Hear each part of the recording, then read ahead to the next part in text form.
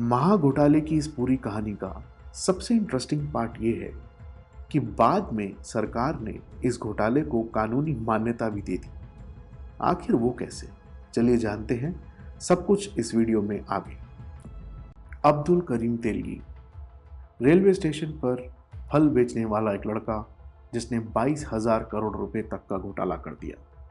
हम जिस घोटाले की कहानी और इस पूरे घोटाले के पीछे जिस व्यक्ति का हाथ था उसकी कहानी बताएंगे तो आप शायद इस पर यकीन भी नहीं करेंगे कि ये घोटाला 1,000-2,000 करोड़ का नहीं था, बल्कि आज़ाद भारत का तब तक का सबसे बड़ा घोटाला था। और इस घोटाले को एक ऐसे व्यक्ति ने अंजाम दिया था जो कभी रेलवे स्टेशन पर ठेला लगाकर फल सब्जियां बेचा करता था। ये घोटाला था स्टैम्प पेपर घोटाला और इस घोटाले का मास्टरमाइंड था अब्दुल करीम तेलगी। यहाँ आपको इसी स्टैम्प पेपर घोटाले और इस घोटाले के मास्टरमाइंड अब्दुल करीम तेलगी की पूरी कहानी डिटेल में बताई जाएगी। दोस्तों, 29 जुलाई 1961 को कर्नाटक के बेलगांव शहर के खानपुर में एक रेलवे कर्मचारी के घर अब्दुल करीम तेलगी का जन्म हुआ। चूंकि अब्दुल करीम तेलगी के पिता रेलवे में नौकरी करते थे, इस कारण परिवार की आर्थिक स्थिति ठीक ठाक थी। लेकिन कहते हैं ना, वक्त हमेशा एक जैसा नहीं रहता। ऐसा ही कुछ अब्दुल करीम तेलगी के साथ भी हुआ। जब तेलगी की उम्र सिर्फ 7 से 8 साल की थी तो बीमारी की वजह से पिता की मृत्यु हो गई। इसके बाद परिवार की हालत इतने बदतर हुए, तेलगी का परिवार रेलवे स्टेशन पर ठेला लगाकर फल सब्जियां और मूंगफली बेचने को मजबूर हो गया। परिवार की बिगड़ती हालत को देखते हुए करीम तेलगी भी अपने परिवार के काम में हाथ बटाने लगा और इसने भी फलों का एक ठेला रेलवे स्टेशन पर लगाना शुरू कर दिया। पिताजी के गुजरने के बाद आर्थिक स्थिति बहुत बदतर हो चुकी थी और दिन भर फल बेचने के बावजूद पूरा परिवार सिर्फ अपने पेट भरने लायक ही पैसा जमा कर पाता था। इसकी वजह यह थी कि जिस रेलवे स्टेशन पर ये लोग फल बेचा करते थे, वहां दिन में केवल 12 ट्रेन ही रुकती थी।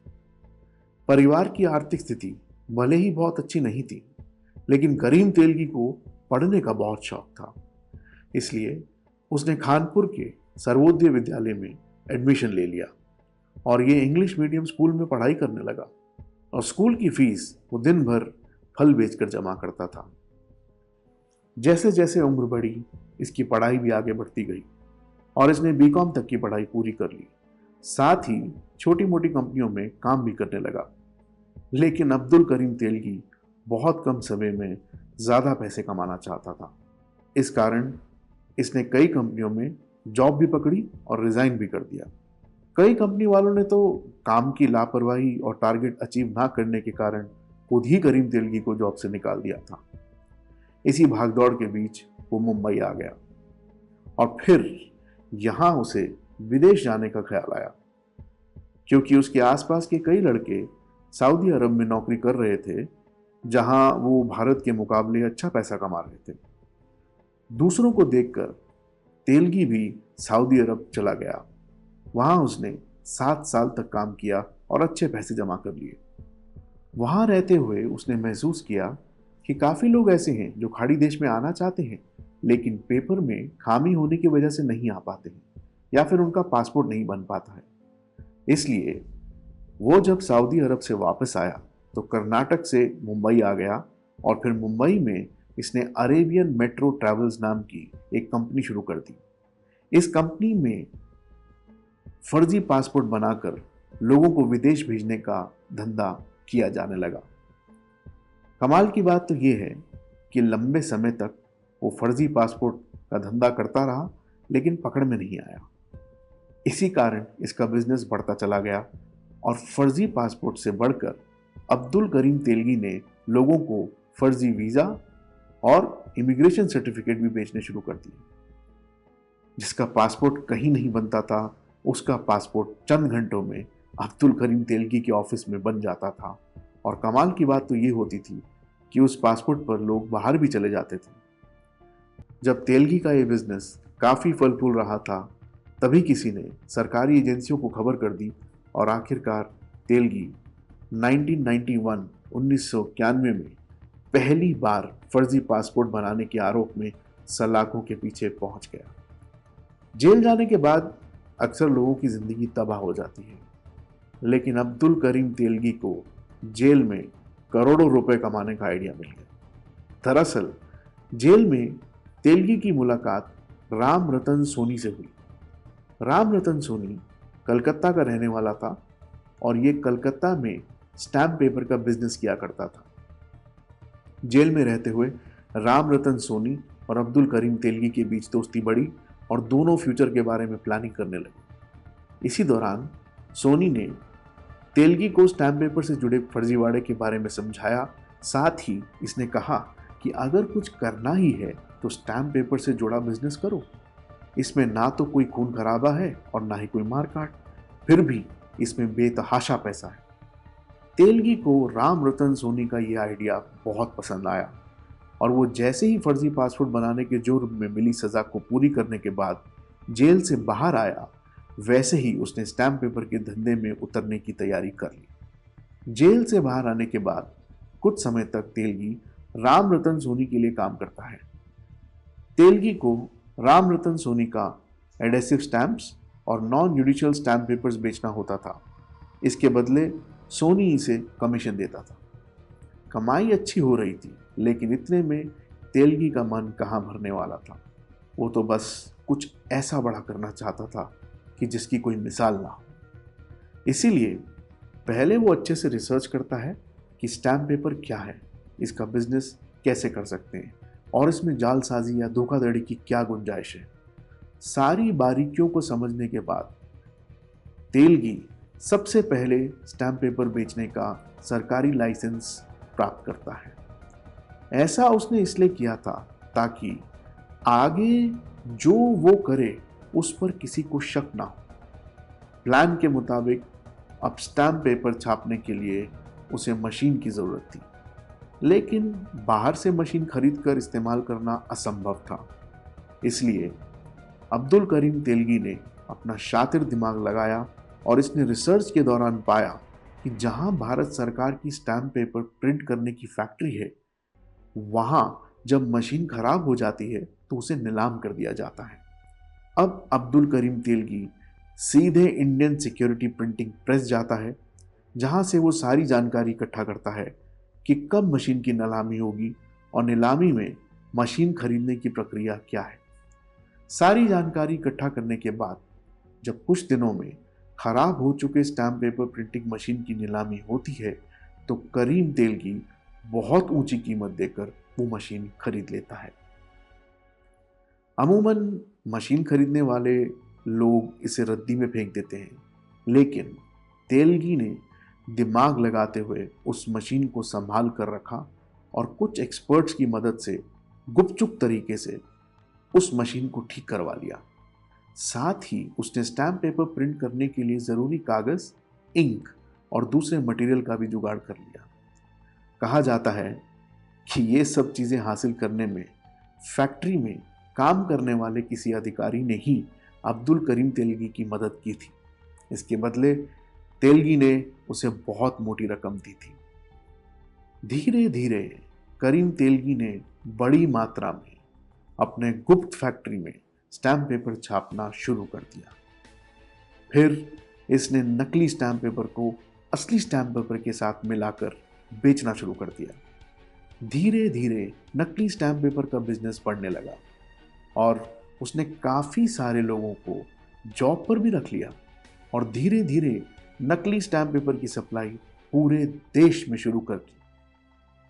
आपको जानकर अचंभा होगा कि इस काम के लिए देश भर से करीम तेलगी ने लगभग 350 MBA के छात्रों को नौकरी पर रखा था। उनका काम था कि बड़े बड़े कॉर्पोरेट ऑफिस से लेकर हर सरकारी दफ्तर में जाकर अब्दुल करीम तेलगी से ही स्टैम्प पेपर खरीदने की सेटिंग करें। अब्दुल करीम तेलगी जो स्टैम्प पेपर नकली तरीके से बनाता था, वो कहीं भी देखने में नकली नहीं लगता था। साथ ही अपने ग्राहकों को वो स्टैम्प पेपर बहुत ही किफ़ायती दाम में बेचता था। इस कारण धीरे धीरे इसके स्टैम्प पेपर के ग्राहक बढ़ते चले गए। इधर 1992 के बाद अगले 7 सालों तक भारत सरकार के अंतर्गत आने वाले स्टैम्प पेपर प्रिंटिंग प्रेस से जितनी भी मशीन रद्दी के भाव बिकने को नीलामी में आती थी, उन्हें अब्दुल करीम तेलगी बेहद ऊंची दाम देकर खरीद लेता और फिर से ठीक करवाकर गुप्त तरीके से स्टैम्प पेपर प्रिंट करता था। कहा तो यह भी जाता है कि अब्दुल करीम तेलगी का बिजनेस इतनी तेजी से बढ़ गया था कि इसने पैसे के बल पर सरकारी प्रिंटिंग प्रेस के बड़े बड़े अधिकारियों को खरीद लिया था और उनसे फैक्ट्री की अच्छी मशीन को भी खराब घोषित करवाकर नीलामी में ले आता था और फिर उसे खरीद लेता था। धीरे धीरे करीम तेलगी का बिजनेस इतने बड़े स्तर पर बढ़ गया कि भारत के लगभग 25 राज्यों में तेलगी का फर्जी स्टैम्प पेपर पहुंचने लगा और लगभग 70 शहरों में कोर्ट कचहरी से लेकर हर सरकारी ऑफिस में होने वाले काम बस इसी फर्जी स्टैम्प पेपर पर होने लगे। लेकिन किसी को इस बात की भनक तक नहीं लगी। 4-5 साल के अंदर ही करीम तेलगी के पास इतना पैसा हो गया कि उसने अधिकारियों को घूस देना बंद कर दिया, बल्कि अब ये हर महीने अधिकारियों को एक मोटी तनख्वाह देता था। बदले में उन अधिकारियों को सिर्फ हर जगह ये फर्जी स्टैम्प पेपर पहुंचा देना होता था।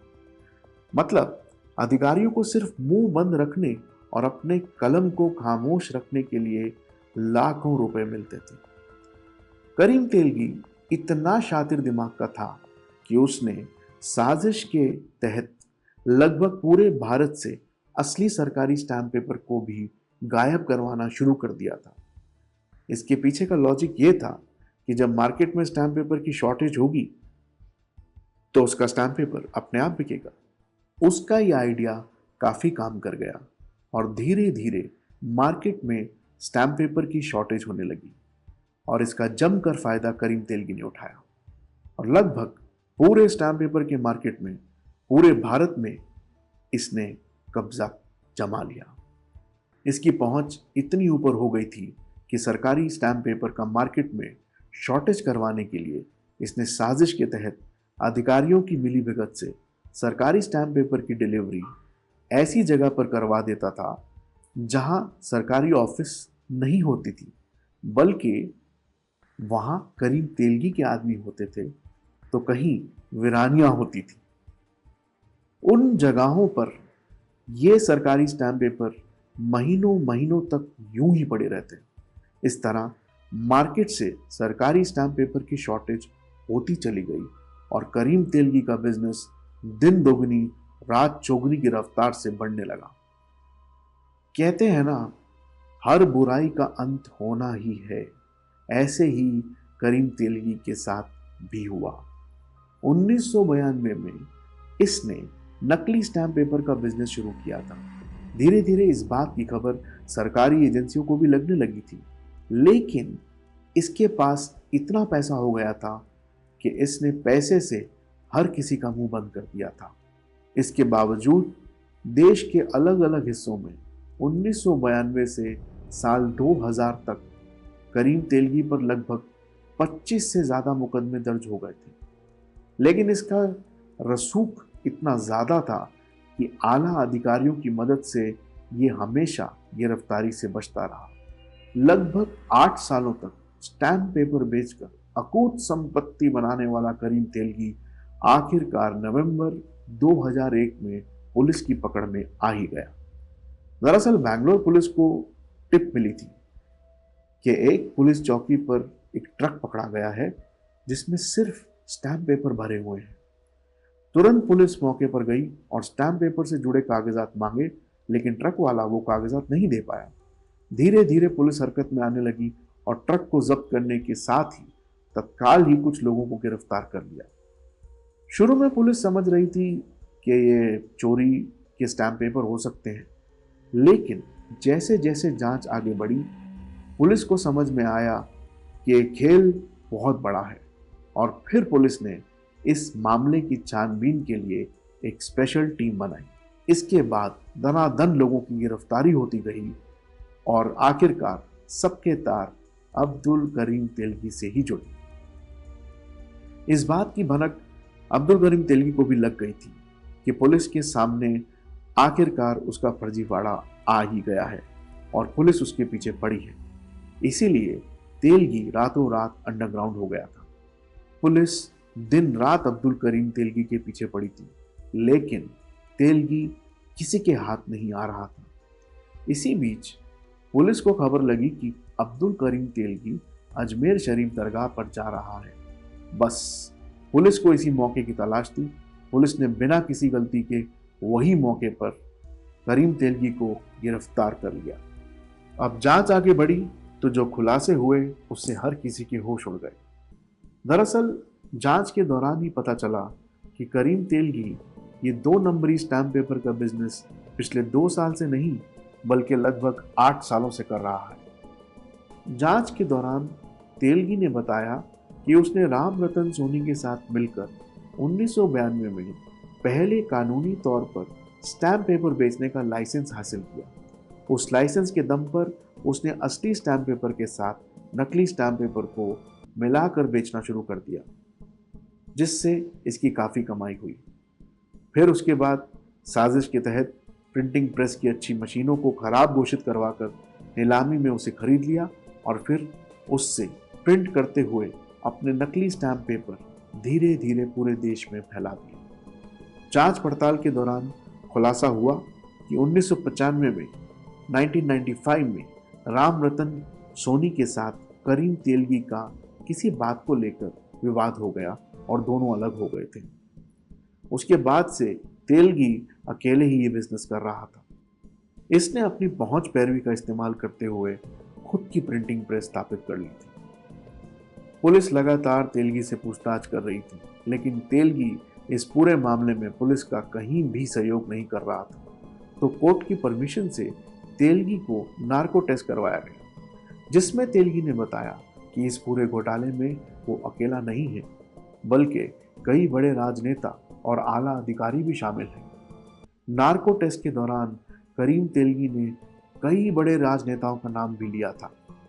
बैंगलोर पुलिस इस मामले की पूरी गहराई तक जांच कर रही थी, तभी एसआईटी से जुड़े एक अधिकारी की मौत हो गई और उसके कुछ ही दिनों बाद तत्काल इस मामले को सीबीआई ने अपने हाथों में ले लिया। सीबीआई जांच में बहुत ज़्यादा खुलासे नहीं हुए और कुल मिलाकर जांच सिर्फ अब्दुल करीम तेलगी के इर्द गिर्द ही घूमती रही। तेलगी ने जितने भी बड़े अधिकारियों या नेताओं का नाम लिया था, उन सभी को जांच के दायरे से लगभग बाहर कर दिया गया। जब सीबीआई ने जांच अपने हाथ में ली तो खुलासा हुआ कि तेलगी का बिजनेस 25 राज्यों के 70 बड़े शहरों में जबरदस्त तरीके से फैला हुआ है। देश के लगभग 18 शहरों में अब्दुल करीम तेलगी के 36 से ज्यादा करोड़ों की प्रॉपर्टी का पता चला। इसके अलावा देश के अलग अलग हिस्सों में 100 से ज्यादा बैंक अकाउंट अब्दुल करीम तेलगी से जुड़े मिले, जिसमें करोड़ों रुपए पड़े हुए थे। कुल मिलाकर जब इस पूरे घोटाले का आंकलन किया गया तो सीबीआई ने बताया कि ये पूरा घोटाला कम से कम 22,000 करोड़ से ज्यादा का है। तब ये उस समय तक के इतिहास का सबसे बड़ा घोटाला था। हालांकि कई एक्सपर्ट्स का मानना है कि ये घोटाला 22,000 करोड़ का नहीं, बल्कि पूरे 8 साल में ये घोटाला कम से कम 1 लाख करोड़ रुपए का हुआ है। पूरी जांच पड़ताल के बाद अब्दुल करीम तेलगी को 2006 में इस मामले में पूरे 30 साल की सश्रम कैद की सजा सुनाई गई। इसके अलावा पूरे घोटाले को देखते हुए अब्दुल करीम तेलगी पर कोर्ट ने 202 करोड़ रुपए का रिकॉर्ड जुर्माना भी लगाया। करीम तेलगी के साथ अन्य 6 लोगों को भी सजा मिली थी। अब्दुल करीम तेलगी को बैंगलोर के जेल में ही रखा गया था। गिरफ्तारी के 16 साल बाद जेल में ही रहते हुए 26 अक्टूबर 2017 को अब्दुल करीम तेलगी की मौत हो गई। तेलगी की मौत की वजह मल्टीपल ऑर्गन फेलियर थी, लेकिन तेलगी के वकील का कहना था कि इस पूरे स्टैम्प पेपर घोटाले में तेलगी महज एक प्यादा था और इस पूरे खेल में कई बड़े नेता शामिल थे। इसलिए साजिश के तहत पहले तेलगी को एड्स संक्रमित सुई जेल में रहते हुए दी गई, जिस कारण ये बीमार पड़ा और उसकी मौत हो गई। हालांकि 2001 में गिरफ्तारी के बाद तेलगी का मेडिकल कराने वाले पुलिस ऑफिसर ने दावा किया था कि 2001 में ही इस बात की पुष्टि हो गई थी कि तेलगी को एड्स है। ये तो अब तक आपने जाना कि तेलगी ने क्या और कैसे स्कैम किया। चलिए अब जानते हैं कि अब्दुल करीम तेलगी के पास पैसे कितने थे। आपको जानकर हैरानी होगी कि भले ही ये घोटाला 20,000 करोड़ या 1 लाख करोड़ का रहा होगा, लेकिन सरकारी एजेंसियों ने 20,000 करोड़ का आधा पैसा भी जब्त नहीं किया, क्योंकि ये पैसे कभी भी सरकारी एजेंसियों के हाथ लगे ही नहीं। करीम तेलगी के पास इतना पैसा था कि इसका अंदाजा उसे भी नहीं था। कई बार जांच में उससे पूछा गया कि उसकी कुल संपत्ति कितनी होगी, तो उसने हमेशा अपनी कुल दौलत बताने में असमर्थता ही जताई। आपको जानकर अचंभा होगा कि अब्दुल करीम तेलगी अपने ज़्यादातर पैसे बोरे में भरकर रखता था। इसीलिए उसे जब भी इसके कुल पैसों के बारे में पूछा जाता था तो बस ये बताता था कि उसके पास कितने बोरे हैं। इसने अपने पूरे पैसे कभी गिने भी नहीं थे, वो ये अपने बोरे में गिनता था। उसकी गिनती केवल बोरों में होती थी। करीम तेलगी के पास कितना पैसा था, इस बात का अंदाज़ा आप इससे भी लगा सकते हैं कि तेलगी के साथ आरोप में एक पुलिस कांस्टेबल को भी गिरफ्तार किया गया था। उस पुलिस कांस्टेबल की सैलरी केवल 9,000 रुपया महीना थी, लेकिन जब जांच की गई तो उसके पास 100 करोड़ रुपए के प्रॉपर्टी के कागजात मिले। यह पैसा बस घूस के तौर पर तेलगी ने उसे दिया था। इसी तरह तेलगी के लिए काम करने वाले एक पुलिस इंस्पेक्टर के पास 200 करोड़ से ज़्यादा की संपत्ति का पता चला था। अब आप समझ सकते हैं कि जब मामूली प्यादे 100-200 करोड़ रुपए में खेल रहे थे तो अब्दुल करीम तेलगी की कुल प्रॉपर्टी कितनी रही होगी। इसके अलावा वैसे तो तेलगी को 30 साल की सश्रम कारावास की सज़ा मिली थी, मतलब कि उसे जेल में दिन रात काम करते हुए सज़ा काटना था। लेकिन इसके पास इतना ज़्यादा पैसा था कि एक बड़े पुलिस अधिकारी ने खुलासा किया कि जेल में काम करने की बजाय इसकी तेल मालिश के लिए रोज़ाना 3-4 लोग आते थे। साथ ही पैसों के बल पर जेल के अंदर उसके लिए हर तरह की सुख सुविधाएं उपलब्ध थी। कहा तो ये भी जाता है कि आमतौर से लोग मुट्ठी बंद करके घूस के पैसे देते हैं, लेकिन करीम तेलगी बोरे में पैसे भर के देता था। इसीलिए कोई भी अधिकारी ना नहीं कर पाता था। हर क्रिमिनल की एक ना एक लव स्टोरी जरूर होती है। ऐसी ही एक लव स्टोरी अब्दुल करीम तेलगी की भी थी। अब्दुल करीम तेलगी को अय्याशी का बहुत शौक था और ये मजे करने के लिए अक्सर रात में बार में चला जाया करता था। हमेशा की तरह एक रात ये मुंबई के मशहूर टोपैज बार में गया। यहाँ उसकी नज़र एक ऐसी डांसर पर गई जिसको देखकर करीम तेलगी इस कदर फिदा हो गया कि उसने सिर्फ एक रात में उस डांसर पर 93 लाख रुपए लौटा दिए। आज भी जब लोगों की जिंदगी भर की कमाई भी 93 लाख नहीं होती है, वहां करीम तेलगी ने एक रात में बार डांसर पर 93 लाख रुपए लौटा दिए थे। इस बार डांसर का नाम तरन्नुम खान था। जब तरन्नुम खान के बारे में थोड़ी जानकारी जुटाई गई तो पता चला कि उसी समय मुंबई में हुए दंगों में तरन्नुम खान का पूरा परिवार तबाह हो गया था। पिता की मृत्यु हो गई थी और जो इसकी दुकान थी उसे लूट लिया गया था। मजबूरी में यह बार डांसर के तौर पर काम करती थी। जब से अब्दुल करीम तेलगी की नज़र तरन्नुम खान पर पड़ी, तरन्नुम की पूरी जिंदगी ही बदल गई और देखते ही देखते वो पूरे मुंबई की सबसे अमीर डांसर बन गई। तरन्नुम खान को करीम तेलगी दिलो जान से चाहने लगा था, लेकिन किसी वजह से दोनों ने शादी नहीं की और आगे चलकर तेलगी ने शाहिदा तेलगी से शादी कर ली, जिससे करीम तेलगी को एक बेटा और एक बेटी हुई। 2017 में जब तेलगी की मृत्यु हो गई तो 2018 में नासिक सेशन कोर्ट ने भी करीम तेलगी तथा इसके 6 सहयोगियों पर चल रहे सभी केसों को खत्म कर दिया और सभी मामलों से तेलगी को बरी कर दिया गया। हालांकि 2018 में एक बार अब्दुल करीम तेलगी उस समय चर्चा में आया जब तेलगी की पत्नी ने कोर्ट में एक याचिका दायर करी कि उसके पति करीम तेलगी ने वसीयत की है कि मेरे मरने के बाद घोटाले से जमा की गई दौलत से जो भी जमीन खरीदी गई है उसे सरकार को वापस कर दिया जाए। भले ही करीम तेलगी इस दुनिया से चला गया हो, लेकिन इस घोटाले से जुड़ा एक सवाल है जिसका जवाब आज तक नहीं मिल पाया है। तेलगी और उसके 10 से 20 प्यादों को छोड़कर कौन कौन इस घोटाले में शामिल था, ये आज तक कोई नहीं जान पाया है। अब्दुल करीम तेलगी ने इतने पैसे कमाए थे, वो कहाँ गए, ये आज भी बहुत बड़ा रहस्य है। इस पूरे घोटाले से जुड़ा सबसे बड़ा रहस्य ये है कि अब्दुल करीम तेलगी ने नकली स्टैम्प पेपर छापने के लिए अपनी फैक्ट्री कहाँ कहाँ लगाई थी, इस बात का पता आज तक नहीं चल पाया है।